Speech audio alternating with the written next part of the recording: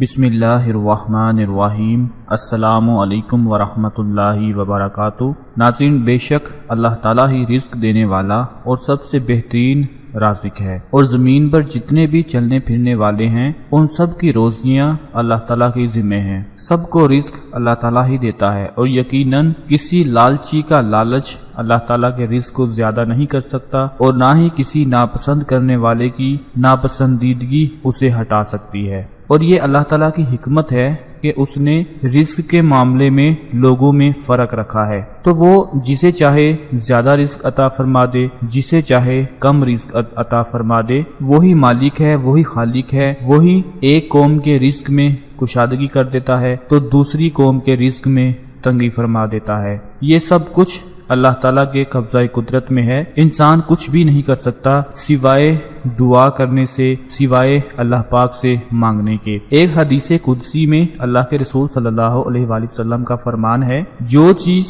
तुझे जन्नत के करीब कर सकती है उसका मैंने तुझे हुक्म दे दिया है, और जो चीज तुझे जहन्नम के करीब कर सकती है उससे मैंने रोक दिया है। यकीनन हजरत जिब्राईल अलैहिस्सलाम ने मेरे दिल में ये बात डाली है कि कोई भी जान उस वक्त तक फौत नहीं हो सकती, कोई भी इंसान उस वक्त तक इस दुनिया से नहीं जा सकता जब तक कि वो अपनी रोजी पूरी ना कर दे और सारा रिज्क खा ना ले। तो तुम अल्लाह का तकवा इख्तियार करते हुए रोजी का हुसूल अच्छी तरह करो, और तुम में से किसी को रोजी का लेट और कम हो जाना इस बात पर ना उभारे कि तुम अल्लाह की नाफरमानी करके रोजी हासिल करने लग जाओ, क्योंकि जो कुछ अल्लाह के पास है वो अल्लाह ताला की इताअत और फरमाबरदारी के जरिए ही हासिल किया जा सकता है। नाज़रीन, अक्सर आप लोगों ने देखा होगा कि अल्लाह पाक ने हमें सब्र करने का हुक्म दिया है। जब हमें मुश्किलात पेश आती हैं, रिस्क की तंगी होती है, तो हम गिले शिकवे करना शुरू कर देते हैं, फिर हम नाजायज कामों में पड़ जाते हैं और हराम और हलाल को भूल जाते हैं। अल्लाह पाक ने इस चीज से मना फरमाया है। याद रखें, रिस्क सिर्फ वही अच्छा है, वही फजीलत वाला है, वही इंसान के लिए फायदा मंद है जिसको इस्तेमाल करने से दुनिया भी आसान हो जाए और आखिरत भी आसान हो जाए।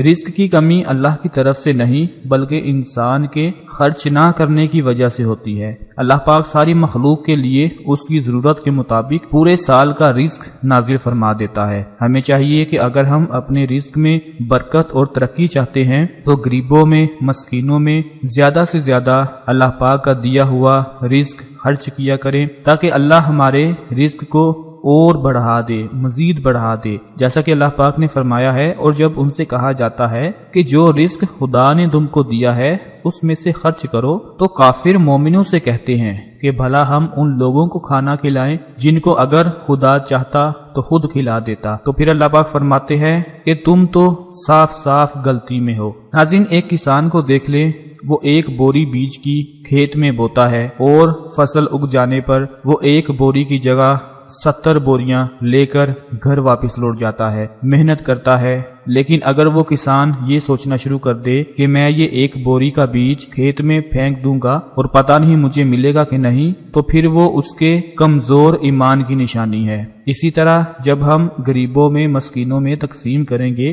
तो अल्लाह पाक 1 रुपए का अजर 70 गुना ज्यादा बढ़ कर देता है। तो मैं दुआ करता हूँ कि अल्लाह पाक हमें गरीबों में, मस्कीनों में रिस्क तकसीम करने की तौफीक अता फरमाए ताकि हमारा रिस्क और बढ़ जाए। तो आज हम आपको कुरान पाक की 2 आयात के बारे में बताने वाले हैं। सूरा बकरा की 2 आयात हैं जिनकी तिलावत करने से, जिनको पढ़ने से अल्लाह पाक के फजलो करम से आपके पास कभी रिस्क की कमी नहीं आएगी। नाज़रीन, आप लोगों को कुरान पाक की 2 आयात के बारे में बताने लगे हैं कि आपने नमाज अदा करने के बाद दुआ मांगने से पहले इनकी तिलावत कर लेनी है, इनको पढ़ लेना है। इंशाअल्लाह अल्लाह पाक के फजलो करम से आपके रिज्क में इजाफा होना शुरू हो जाएगा। जो लोग चाहते हैं कि अल्लाह पाक हमारे घरों में रिज्क नाजिल फरमा दे, रिज्क अता फरमा दे, और कोई ऐसा वजीफा मिल जाए, कोई ऐसा अमल मिल जाए जिसको करने से हमारी मुश्किलात आसान हो जाएं और गैब से अल्लाह पाक मदद फरमा दे, تو آج کا یہ عمل، آج کا یہ وظیفہ آپ کے لیے انتہائی آسان